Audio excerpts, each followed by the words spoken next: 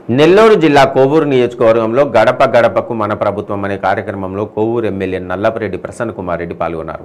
4 పెళ్లిళ్లు చేసుకున్న పవన్ కళ్యాణ్ పిచ్చిముదిరిన చంద్రబాబు మమ్మల్ని విమర్శిస్తారా అని ఆగ్రహం వ్యక్తం చేశారు. తాము ప్రజలకి నవరత్నాల పథకాలు అందించి వారి గుండెల్లో ఉన్నామన్నారు. ఈ రాష్ట్రానికి శాశ్వత ముఖ్యమంత్రి వైఎస్ జగన్మోహన్ రెడ్డి మాత్రమే అని స్పష్టం చేశారు.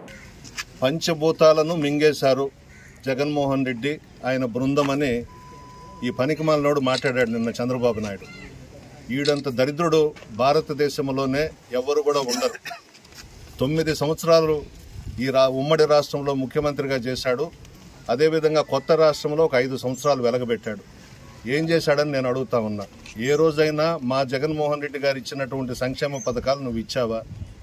నువ్వు నీ కమ్మ సామ్రాజ్యాన్ని పక్కన పెట్టుకొని మీ వాళ్లను పెంచి పోషించుకుని కోటీశ్వర్లను చేశావే కానీ పేదవాళ్ళు పేదవాళ్ళుగానే ఉన్నారు.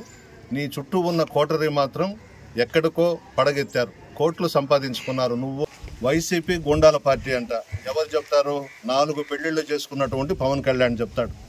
ఈడుకున్నంత మెంటలు భారతదేశ చరిత్రలోని ఎవరికి ఉండదు.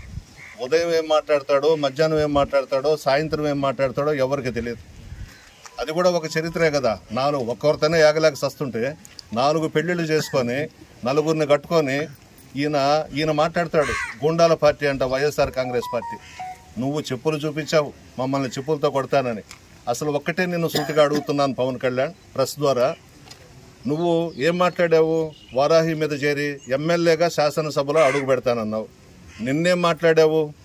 నన్ను ముఖ్యమంత్రిగా ఆశీర్వదించండి అని చెప్పి నిన్న మాట్లాడావు.